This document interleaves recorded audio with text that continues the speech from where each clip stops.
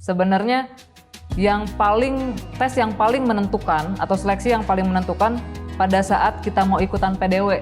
Medis sih. Medis. Iya, medis karena PDW itu butuh kesehatan yang prima, sehingga siswa itu bisa artinya menjalankan pendidikan dasarnya itu dia dalam fisik yang sangat prima sekali.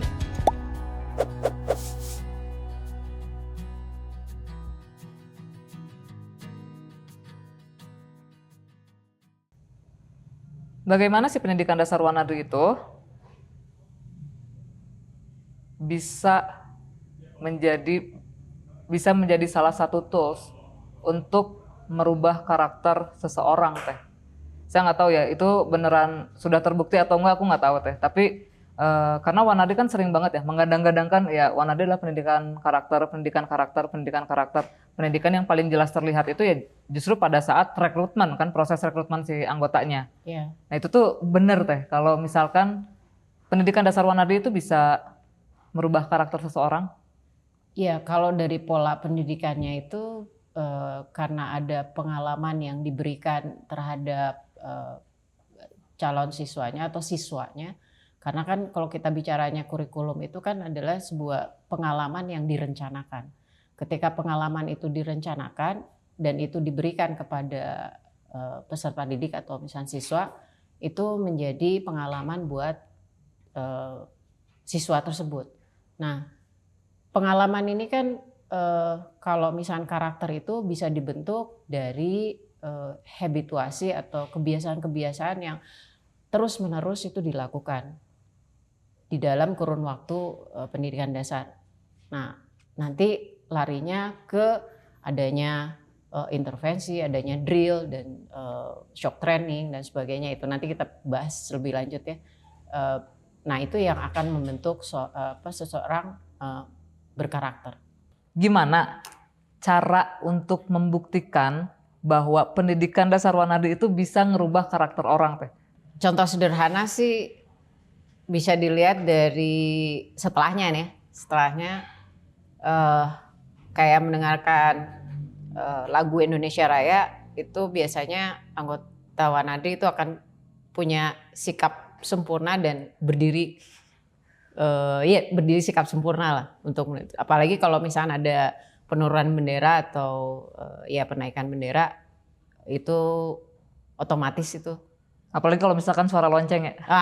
Itu lonceng itu langsung otomatis itu otomatis langsung bergerak. Di mana? Walaupun benderanya tidak terlihat. Gitu ya? Ya, bisa seperti itu. Itu salah satu contohnya. Tapi emang itu di dalam proses pendidikan dasar itu udah bisa kelihatan. Jadi gini, pas aku beres pendidikan dasar Wanadi nih, Teh, ya. Udah pulang ke kosan gitu kan, masih kuliah waktu itu ya. Yeah. Terus tiba-tiba besoknya tidur nih, itu aku ngerasa nggak nyaman tidur di atas kasur. Jadi milih untuk tidur di lantai. Jam 3 udah bangun, kosan kan masih di daerah ledeng ya. Dingin kan sebenarnya. Itu jam 3 subuh mandi, Teh. Terus bisa ada tahap-tahap kalau gitu kebangun dengan terkaget-kaget gitu. Yeah. Sebenarnya itu proses apa ya? Maksudnya yang aku alamin tuh apa, Teh? Bisa sampai kayak begitu? Iya, alam bawah sadar kita sudah kebentuk. Jadi otomatis itu jam segitu bangun. Bukan satu hal yang nggak normal kan sebenarnya? Enggak. Karena ada aktivitas yang dilakukan terus-menerus gitu. Dan itu akan menjadi jadi kebiasaan, satu kebiasaan orang tersebut gitu. Otomatis gitu. Oh, packing itu harus seperti ini, urutannya seperti ini. Awal-awal mungkin masih macam-macam, ada yang talinya di mana, terus ini. Tapi seiring waktu karena ingin packingannya rapi, ya dia akan mengikuti apa yang sudah dipelajari di pra PDW. Menyimpan barang-barangnya, dan itu otomatis nyimpan center itu posisinya di atas karena nanti akan sering diulang-ulang, akan dipakai gitu. Oke, Teh, saya tertarik juga sama masalah seleksi ya sebenarnya. Seleksi yang dilakukan sama Wanadi itu kan banyak ya. Kalau misalkan mau masuk Jadi pas untuk PDW gitu. Jadi nggak cuman sekedar tes fisik langsung selesai gitu. Ya. Itu kan ada banyak tuh sebenarnya si tes fisiknya si butiran-butiran tesnya tuh banyak gitu. Salah Apa aja sih? satunya ada Medis tes, ya. ya ada medis, tes medis, ada psikotes, dan psikotes ini juga dilakukan oleh ya institusi yang kompeten, bukan oleh Wanadrinya, tapi institusi yang memang berkompeten untuk melakukan seleksi. Medis dan psikologis. Ya, medis dan psikologi. Kalau Fisik itu pun juga ada artinya kontribusi dari orang-orang ahli yang memang paham terhadap tes fisik. Oh iya, kan itu kan olahraga ya, kaitannya dengan olahraga. Teginnya juga paham lah akan itu gitu. Baik Teh, untuk masuk Wanadri itu kan serangkaian tesnya banyak. Mungkin ada di sini teman-teman yang pernah daftar Wanadri terus belum lulus untuk ikut ke tahap pelaksanaan pendidikan dasar Wanadrinya. Nah, mungkin bisa dikasih bocoran Teh. Sebenarnya tes yang paling menentukan atau seleksi yang paling menentukan pada saat kita mau ikutan PDW. Medis sih. Medis. Iya, medis karena PDW itu butuh kesehatan yang prima. Kesehatan yang prima sehingga siswa itu bisa artinya menjalankan pendidikan dasarnya itu dia dalam fisik yang sangat prima sekali. Jadi masalah kemampuan fisik sama medis itu ada dua hal yang paling penting ya. Maksudnya kan bukan fisiknya masuk ke atas ya, tapi jadi sinkronize gitu antara kesehatan sama kondisi fisik karena aktivitas yang bakalan dilaksanakannya itu adalah aktivitas fisik gitu menurut Teh. Betul. Jadi satu sama lain juga berkaitan. Artinya psikologi juga itu sangat penting karena ketika kita mau istilahnya di dalam proses pendidikan dasarnya human skill itu pasti berkaitannya dengan psikologi gitu. Sebelum ada satu hal yang tadi saya lupa gitu, bahwa proses pendidikan dasar yang 28 hari itu secara prosesnya itu sebenarnya sudah dimulai dari tahun 64, itu angkatan Singawalang, terus kemudian mulai terbentuklah sebuah pendidikan dasar Wanadri tahun 71, dan itu berangsur berkembang, ada penambahan, ada pengurangan dan sebagainya, seperti itu. Oke. Jadi sekitaran tahun 70-an lah ya berarti. Iya, 70-an. Masalah si usia juga jadi pertimbangan yang lumayan penting gitu ya Teh di Wanadri. Jadi sempat ada perdebatan gitu. Maksudnya antara usia 16 tahun, usia 18 tahun, harus sudah menikah atau belum menikah, jangan lebih dari 30 tahun, iya dong? Iya. Itu kalau dulu itu mulai dikatakan siap PDW itu di anggaran itu 15 tahun, tapi kalau berdasarkan undang-undang sekarang itu usia 18 tahun. Terus kenapa ada batasan umur juga yang mengikuti PDW itu, ya artinya dilihat oleh organisasi usia segitu yang nantinya diharapkan bisa manjang lah, artinya manjang di organisasinya dan berkiprah di organisasinya ya di usia-usia yang 18 sampai 30 tahun. Iya, soalnya kan balik lagi kalau kita ngomongin masalah PDW adalah rekrutmen, berarti kebutuhannya juga regenerasi. Iya, regenerasi. Jadi kalau kader ya. Jadi pasti si organisasi juga punya harapan kepada anggotanya untuk setidaknya eksis mempunyai masa bakti. Iya, masa setidaknya bakti. Minimal 4 tahun Teh. Kalau dulu mah saya di drill, maksudnya saya di drill sama yang hujan rimba itu. Santai namanya 4 tahun ulah kakak keluar. Iya. Ya diharapkannya seperti itu. Jadi masalah si usia juga pada akhirnya jadi pertimbangan. Menjadi pertimbangan. Status sudah menikah atau belum menikah? Tidak terlalu menjadi poin penting gitu kalau memang sudah menikah. Tapi kalau misalnya dia kiprahnya di Wanadisnya bisa banyak juga nggak jadi masalah. Kalau masalah itu. Baik Teh. Yang namanya pendidikan dasar nih Teh ya, seringkali identik dengan Situ Lembang. Ya dong. Ya, hampir semuanya. Maksudnya orang luar pun pasti nganggap, oh iya, Wanadri Situ Lembang tempat latihannya Kopassus. Ya udahlah itu mah cuma Wanadri aja yang bisa di situ. Kenapa saya enggak gitu loh. Nah, pertanyaan saya nih Teh sebenarnya ya. Kenapa harus itu Lembang gitu? Itu karena jadi kasarnya gini, kalau misalkan ternyata saya nggak dapat atau Wanadi nggak dapat izin untuk pakai situ Lembang, PDW jalan mual. Ada beberapa kali PDW itu tidak menggunakan situ Lembang karena memang ada itu digunakan untuk latihan lain ya, misalnya militer, dan itu memang milik militer gitu. Jadi itu yang kita tidak pakai itu. Ada 2 PDW ya kalau aku nggak salah, 96 dan 2016. 2016. Berarti kriteria utama masalah lokasi itu bukan berdasarkan tempat kan sebenarnya? Iya, bukan berdasar medan latihan yang digunakan itu harus sesuai dengan tujuan dan sasaran latihannya. Jadi itu yang dicari bentukan medan latihannya gitu. Nah, itu yang harus bentukan medan latihan untuk bisa mencapai tujuan dan sasaran yang sudah ditetapkan. Sudah ditetapkan. Oke, berarti ada aspek-aspek lain juga yang sebenarnya bisa mendukung untuk jadi syarat lah kasarnya gitu ya. Iya.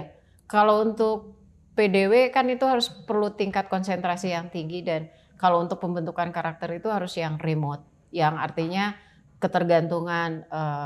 Jadi siswa itu hanya melihat pelatih, tempat latihan. Kan ada 3 kriteria itu. Misalkan ada alam, ada peserta, ada penyelenggara dan penyelenggaraannya. Oke teh. Ini kita masuk ke masalah gender. Oke. Sebenarnya kan teman-teman banyak yang anggap, oh ya pendidikan dasar Wanadi itu adalah sebuah pendidikan yang dianggap paling berat katanya gitu. Buas ya. Dan lah gitu lah masuk Wanadi, buas pisan, yang kayak gitu-gitu lah. Itu kan banyak gitu yang ngomong kayak gitu. Tapi kalau misalkan teman-teman punya pikiran seperti itu, lihat aja kita berdua, cewek masih bisa kok lolos gitu. Bukan berarti pendidikan dasarnya mudah, kita nggak bilang kayak gitu juga. Nah, ada juga pertanyaan-pertanyaan yang terkait masalah gender sebenarnya. Kalau perempuan masuk Wanadi sama aja kan sebenarnya? Programnya sama yang pria. Sama saja, tapi kan memang ada batasan-batasan tertentu yang memang disesuaikan kalau untuk perempuan seperti apa. Tapi kalau dari sisi, kalau misalnya secara keseluruhan sama beratnya, sama yang memang harus dilalui oleh perempuan. Intensitasnya sama, tapi bisa jadi secara contoh lah ya long march. Nah ya contoh lah long march. Long march itu kan jalan jauh. Itu jarak antara perempuan dan laki-laki itu pasti ya beda. Dibedakan. Tapi kalau berat ransel biasanya lebih berat mana antara perempuan dan laki-laki teh? Dari sekian tahun saya, maksudnya dari PDW itu yang perempuan itu lebih berat, dibandingin laki-laki. Ranselnya. Bawaannya banyak banget. Termasuk saya waktu itu juga. Itu juga. Paling berat sampai ganti ranselnya sampai 3 kali. Ganti ransel 3 kali itu disiapin sama pelatih atau enggak sih? Jadi maksudnya gini, kalau misalkan saya ikutan pendidikan dasar Wanadri, sebenarnya kan kayak sepatu, tas itu udah dicek tuh sama pelatih. Ya kan dicek. Kalau aku sih belum pernah ngalamin kayak sepatu copot pas lagi penyeberangan basah gitu, aku belum pernah. Nah ketika ada yang terjadi nih misalnya, kan aku juga nggak tahu ya, aku siswa ya gitu. Ketika ada teman saya yang tasnya copot, anggaplah gitu, bagian bahunya, sehingga dia nggak bisa, kan fatal ya kalau ransel nggak bisa dipakai gitu. Atau sepatu misalnya lepas pada saat penyeberangan basah gitu. Itu sebenarnya yang dilakukan pelatih gimana? Siswa itu langsung keluar atau gimana gitu? Enggak, selama itu masih bisa diperbaiki oleh siswanya, harus diperbaiki dulu oleh siswanya. Artinya itu harus kan di pra PDW juga diajarkan kan perlengkapan perbekalan itu diajarkan bagaimana cara menjahit dan sebagainya ketika ada tas ransel yang lepas jahitannya, dan itu harus dilakukan oleh siswanya. Jadi kalau itu sudah dilakukan dan tetap ranselnya atau sepatunya atau ada beberapa barang yang memang hancur gitu, ya itu kalau selama dia belum pada tahapan pulang ya harus disiapkan oleh pelatih, berarti penyelenggara lah ya, penyelenggara si pendidikan dasar itu. Bisi teh ini mah kalau misalkan ternyata saya pas ikutan PDW, aduh sepatu saya nggak enak, transfer saya nggak enak, saya rusakin minta aja deh. diganti gitu. Minta diganti ya gitu. enggak lah. Itu pasti ketahuan ya. Ketahuan lah. Pasti ketahuan. Iya. Nah teh, waktu saya jadi siswa nih teh ya, dimulai dari hari pertama sampai hari sekian, saya tuh ngelihat banyak banget sebenarnya pelatih. Ini siswa itu sekali PDW itu bisa lebih dari 100 orang, apalagi yang angkatan 2014 teh kebayang. Iya itu. Berapa ya? Hampir 200, hampir 200 siswa itu yang ikutan PDW-nya ya. Iya. Walaupun pada akhirnya yang masuknya itu 170-an ya yang jadi ikut gitu kalau aku nggak salah. Itu yang 2014. Siswanya itu segitu. Pelatihnya rasionya 1:5. Ideal itu. Ideal itu. 1:5 dari 150 berarti kan ya. Itu gimana pelatih yang sebanyak itu, atau aku nggak tahu ya, itu tuh sebenarnya emang beneran banyak atau terlihat banyak gitu. Beneran banyak atau terlihat banyak sehingga peran pelatih juga bisa jadi sosok yang menjaga safety-nya untuk siswa yang sebanyak itu teh. Iya, biasanya kan nanti peran pelatih itu kan diposisikan pada masalah safety-nya, misalkan di tempat-tempat tertentu, dan itu ya ada skenario lah ya. Tapi saya tidak akan bicara di sini ya. Dapur itu, dapur. Tapi intinya adalah kalau misalnya kita bicaranya pendidikan dasar Wanadri, medan latihannya, kemudian skenario latihannya itu sebenarnya sudah diuji cobakan oleh pelatih-pelatihnya. Jadi tidak serta-merta misalnya cuma hanya oh ya medan latihannya kayak apa misalkan ada rawa lah ya kan nanti siswa rawa cuma dilihat begitu saja ya nggak begitu juga, tapi memang harus masuk dan di situ bisa terlihat di mana tingkat kesulitan di perjalanan rawa itu, atau enggak ketika long march, atau enggak misalnya ketika di gunung hutannya gitu seperti apa. Nah itu sudah diuji cobakan, artinya pelatih sudah tahu dan dia menguasai medan latihan dan harus memahami juga skenario latihan. Ada yang disebut dengan skenario latihan. Terus untuk masalah medan latihan udah jelas pasti akan disurvei. Harus disurvei, dan ketika survei itu juga menggunakan artinya beban yang sama dengan ada siswa. Beberapa pelatih yang memang diuji cobakan dia menggunakan ransel yang bebannya sama dengan siswa. Jadi tahu di mana posisi titik lemah siswa ketika melakukan perjalanan itu. Nah, kondisi fisik siswa sendiri nih teh, kan pada saat pra-PDW itu ada latihan biasa ya. Ada latihan persiapan untuk latihan fisik sebelum mengikuti pendidikan dasar Wanadri, bahkan kadang-kadang dilakukan secara terpusat gitu.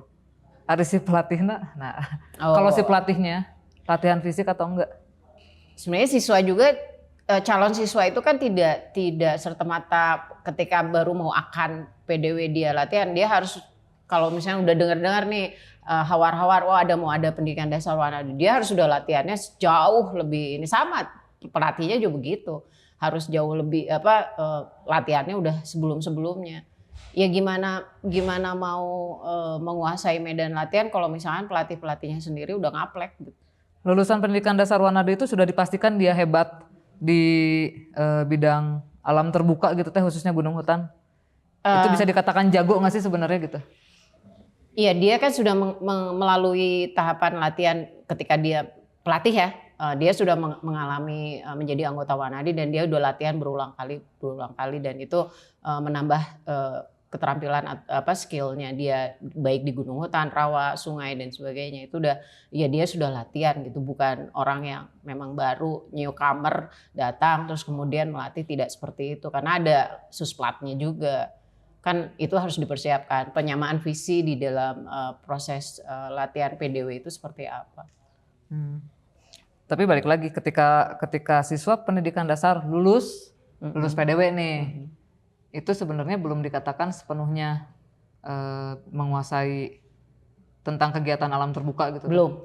Baru tingkatan dasar saja. Baru tingkatan dasar aja. Istilahnya ketika PDW itu selesai, dia secara dasar-dasar berkegiatan di alam terbuka, ya dia sudah mendapatkan pengetahuan. Tapi untuk menjadi terampil, ya dia harus terus dong belajar. Tapi kan seenggaknya gini, kalau technical skill itu kan bisa dilatih ya sebenarnya. Betul. Dan itu juga salah satu proses pemenuhan skill itu ada di anggota muda kan. Ya, Ya, ada di anggota muda Wanadri. Nah, tapi seenggaknya basically-nya itu sebenarnya kan untuk survive itu bukan cuma ada di skill teh, tapi ada di daya juang mungkin. ya, ya itu dikatakan human skill lah. Human skill kalau pakai teorinya Bahasa teorinya Bapak Colin Motlop yang memang anut oleh Wanadri itu kita menggunakan Colin Motlop gitu. Ada 4 komponen. Komponennya technical skill, sebenarnya knowledge technical skill, kemudian physical fitness skill, human skill, dan environment skill gitu. Tapi kalau berdasarkan penelitian yang saya lakukan, kalau untuk di Indonesia nih ada tambahannya, ada penekanan di aware dan respect. aware dan respect. Tapi itu kalau bicaranya penelitian yang kemarin saya lakukan. Aware dan respect tuh sering banget disebut sebenarnya kalau di Wanadri ya. Terutama kalau ngomongin masalah pendidikan dasar. Bisa nggak teh pola pendidikan dasar Wanadri diterapkan oleh organisasi lain? Oh bisa. Kalau bentukan misalkan kegiatan-kegiatannya yang misalkan kayak tebing, sungai dan itunya sih sebenarnya bisa saja gitu. Tapi ada beberapa hal yang memang tidak bisa dilakukan kayak rawa itu perlu persiapan atau perlu pelatih-pelatih yang memang ini. Tapi ada tahapan ya. Kalau misalnya kita bicara tahapan pendidikan dasar Wanadri itu adanya pengkondisian pencairan. Kemudian pengkondisian pencairan ini sebenarnya sih dia ya kalau bahasa di outbound mah ice breaking gitu. Nah itu dikondisikan orangnya. Terus kemudian adanya pembentukan. Pembentukan itu kan kita ngebentuk nih, misalkan dia harus punya daya juangnya dan sebagainya. Terus kemudian secara keterampilan itu harus dihabitkan juga gitu. Sehingga kayak misalkan buat simpul buat tenda bivak gitu, simpul-simpulnya dia benar gitu. Itu kan harus dihabitkan, nggak bisa cuma sekali 2 kali. Nah, terus kemudian ada proses pematangan. Proses pematangan ini dia sudah siap untuk melakukan operasionalnya. Terus kemudian nanti ada masa pengendapan. Itu mulai dia cooling down, dia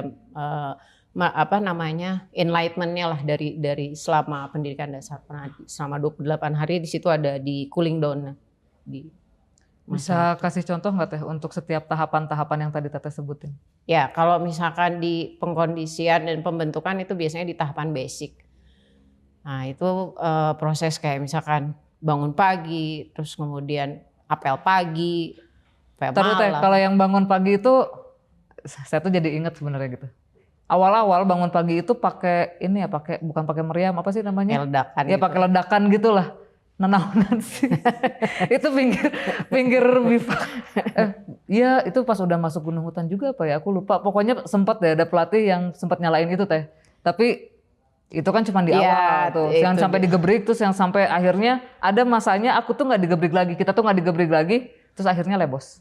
Iya. Lebos tuh maksudnya jadi telat gitu. Kesiangan. Telat gitu. Kesiangan. Iya, itu kan sebenarnya untuk tahapan pembiasaan di awal-awal itu misalkan ada teriakan bertubi-tubi gitu, harus bangun pagi, bangun dan sebagainya. Nah, itu kan sebenarnya untuk dia langsung alert gitu, harus waspada. Oh iya, saya lagi di mana, keberadaan dia lagi di mana. Itu kan harus dibangun seperti itu gitu untuk drillnya itu. Dan itu dilakukan gitu berulang-ulang, dan kemudian ketika itu sudah meresap mereka sudah siap selalu bangun pagi, dan itu sudah tidak dilakukan lagi. Artinya secara habit dia sudah terbentuk gitu. Nah, kalau misalnya itu belum kebentuk ya harus di drill kembali. Berarti evaluasi tiap malam ya? Iya, evaluasi tiap malam. Tapi ini saya perlu lurusin sih sebenarnya pernyataan yang Teh Hani sedikit ya. Takut jadi salah persepsi. Ya, okay. Jadi ngomongin masalah pola pendidikan Wanadri itu bisa ditiru atau bisa diduplikasi. Ada yang bisa, ada yang enggak. Yeah. Contoh kegiatan yang bisanya tadi yang ngomongin masalah sih pola pendidikan dasar, tahapan pendidikan dasar Wanadrinya ya. Ya dimulai dari pencairan, pengkondisian, pembentukan sampai pematangan. Nah, bentuk aktivitinya seperti apa sebetulnya itu bisa disesuaikan dengan kebutuhan dari masing-masing organisasi ya, karena tiap organisasi juga punya kebutuhan yang berbeda, punya kriteria yang berbeda. Jadi ya menurut aku sih tidak bisa disamakan 100% gitu. Tapi kalau misalkan teman-teman emang tertarik atau misalkan ada pertanyaan mengenai proses pendidikan dasar yang dilakukan oleh Wanadri, teman-teman bisa komen di bawah atau teman-teman bisa kunjungi official Instagramnya Wanadri, itu ada di Instagram tuh @wanadriofficial kalau nggak salah. Itu atau juga mungkin Teh Hani berkenan juga kalau misalkan ada yang sedikit nanya-nanya ke Teh Hani. Ya boleh di Instagram saya di Hani9385. @hani9385. Haninya tuh gimana? Haninya double N Y tuh Y. Oke. Itu tadi ya, maksudnya ini untuk meminimalisir aja gitu. Dan lebih baik lagi sih kalau misalkan emang benar-benar mau konsultasi, itu teman-teman bisa langsung datang ke Sekretariat Wanadri dan menghubungi Badan Diklat Wanadri untuk bisa mendapatkan informasi lebih lanjut mengenai pendidikan dasar atau sekedar konsultasi. Ya gitu, lebih mendalam lah. Ini kan kita hanya cuma baru kupasan. Ya kulit. Jadi teman-teman ya, saja. Aku perlu ngasih tahu. Jadi aku pernah ikutan terlibat itu di pendidikan dasar Wanadri itu di 2012, yang terakhir 2016. Itu grand design-nya aja, grand design ya. Lembaran grand design itu kan masih kerangka gitu. Itu aja udah 60 lembar. Ya. Kerangka hukum. Gitu. Jadi seserius itulah Wanadri membuat sebuah pendidikan dasar Wanadri kalau menurut saya sih sebenarnya. Dan ya dahsyat. Kalau yang saya lakukan penelitiannya seperti itu. Oh iya. Ini pertanyaan terakhir nih Teh. Iya, oke. Kunci nih, kalau ini emang harus kunci ya, yang pertanyaan terakhir. Kita udah ngobrol tadi, walaupun masih kulitnya aja ya tentang masalah si pendidikan dasar Wanadri. Tapi saya secara pribadi penasaran Teh sebenarnya. Dari hasil penelitian yang Teh Hani lakukan, itu kan berarti secara ilmiah ya, dan bisa dipertanggungjawabkan secara ilmiah gitu. Itu masalah pembentukan karakter melalui media alam terbuka lah ya gitu, khususnya di pendidikan dasar Wanadri, itu beneran terbukti atau enggak Teh? Ya, dari apa bentukan desainnya aja, desain pendidikan dasar Wanadri itu bisa terbentuk itu karakternya. Ada kan tadi saya bilang ada empat kriteria atau 4 yang diambil teorinya itu dari Colin Mottrock itu. Dari 4 itu yang paling dominan mempengaruhi dari proses pendidikan dasar Wanadri itu human skill, dan itu sangat berpengaruh terhadap siswa. Artinya walaupun misalkan dia mungkin setengahnya lah ikut pendidikan dasarnya dan tidak selesai karena urusan medis atau apapun itu ya, ini setidak-tidaknya itu dia akan ya merasakan ada manfaat dari kegiatannya. Itu makanya kalau misalkan ada yang nggak ikutan, ada sih yang ada di angkatan aku almarhum, tapi itu yang katanya ikutan pendidikan dasar dari tahun 93, ikut lagi dan akhirnya baru lulus di angkatan saya. Emang itu salah satu bukti juga sih sebenarnya kalau nempel gitu ya. Iya, nempel, dan itu menjadi obsesi orang tersebut. Bisa gitu. Menjadi obsesi almarhum lah ya. Iya. Karena sakit ya itu, bukan karena kegiatan yang lain, karena memang sudah waktunya. Berarti emang terbukti lah ya. Terbukti. Oke. Teh Hani, terima kasih banyak ya udah datang ke Wanadri Media. Tapi sebelum pulang Teh Hani minum dulu atuh. Oh iya. Diminum dulu. Ini teh udah disiapin. Udah kosong juga nih. Isinya atau gelasnya ini teh? Isinya kosong. Oh, isinya udah habis ya? Iya, udah habis dan dibahas nih Teh Hani. Ininya kayaknya kurang cantik juga ya. Kurang cantik tuh karena belum ada yang nempel. Ya, siapa tahu ada yang. Bolehlah buang-buang lah Teh Hani kalau misalkan punya relasi gitu, siapa tahu ada yang mau nempelin nama apa. Oke, nanti gitu. Di halo-halo lah ya. Iyalah biar lebih semangat gitu tim Wanadri Media untuk ngupload kontennya. Siap. Saya perlu menjelaskan sedikit ya. Saya coba rangkum sedikit aja Teh Hani untuk masalah si pendidikan dasar. Tadi kita udah bilangnya bahwa pendidikan dasar Wanadri itu merupakan salah satu bagian dari proses rekrutmen anggota Wanadri.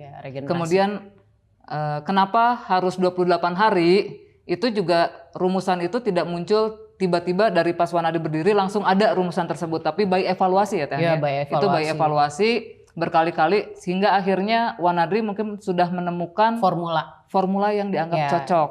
Sesuai dengan kapasitas. Sesuai kapasitas dan sesuai dengan kebutuhan organisasi. Betul. Nah, untuk terkait masalah duplikasi, untuk yang mungkin Wanadri kayak begini, bolehlah diikutin. Ada yang bisa diikutin? Ada. Pasti ada. Itu yang tadi yang kita sebut dengan tahapan di pendidikan dasarnya itu bisa diikutin. Tapi untuk masalah bentuk teknis kegiatannya itu lebih baik harus ditanya deh, harus lebih dalam lagi. Tapi Wanadri terbuka kan Teh ya sebenarnya untuk dibantu. Mentoring gitu. Siap, jadi siapa aja bisa datang ke sekretariat Wanadri, bisa ngontak Teh Hani, mungkin bisa ngontak DM, bisa komen juga di diklatnya juga bisa. Bisa menghubungi juga ke Badan Diklat Wanadri. Nah, selain tadi yang kita ngobrol nih Teh ya, rangkuman yang tadi saya sebutkan, saya juga sebenarnya tadi sambil ketak-ketik untuk rangkuman dari hasil obrolan ini supaya bisa mengunci lah Teh ya, mengunci dari kita udah panjang-panjang ngobrol, ini biar saya kunci dulu. Jadi pendidikan dasar Wanadri itu kan merupakan tahapan rekrutmen untuk menjadi anggota Wanadri. Tidak ada yang menyatakan, bahkan kami sendiri tidak menyatakan bahwa pendidikan dasar Wanadri ini adalah pendidikan yang paling sempurna ya Teh, atau yang paling bagus. Dan Wanadri itu tidak pernah main-main dalam melakukan proses rekrutmen anggotanya. Proses perancangan untuk pendidikan dasar Wanadri itu membutuhkan biaya, waktu, dan tenaga yang tentunya tidak sedikit. Nama besar Wanadri itu dilahirkan bukan hanya karena kegiatan petualangannya saja, namun juga dari pribadi-pribadi anggotanya. Oleh karena itu, rancanglah sebuah pendidikan dasar dengan menumbuhkan nilai-nilai positif yang tidak hanya bermanfaat di internal organisasi, namun juga bermanfaat di lingkungan masyarakat.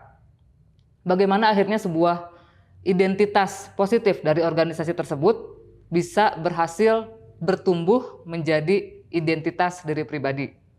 Jangan lupa untuk melakukan evaluasi dan perbaikan hingga akhirnya bisa mendapatkan sebuah konsep atau rancangan pendidikan dasar yang tepat untuk organisasi masing-masing. Nah, bagaimana menurut kamu? Silahkan komen di bawah. Jika konten ini dirasa bermanfaat, silahkan like dan share video ini. Jangan lupa untuk subscribe channel Wanadri Media. Nyalakan loncengnya agar kamu tidak ketinggalan informasi dan update video terbaru dari kami. Tonton terus channel Wanadri Media. Sampai bertemu lagi di episode selanjutnya. Saya Gina. Hani. Kita pamit dulu. Sampai jumpa. Bye. Bye.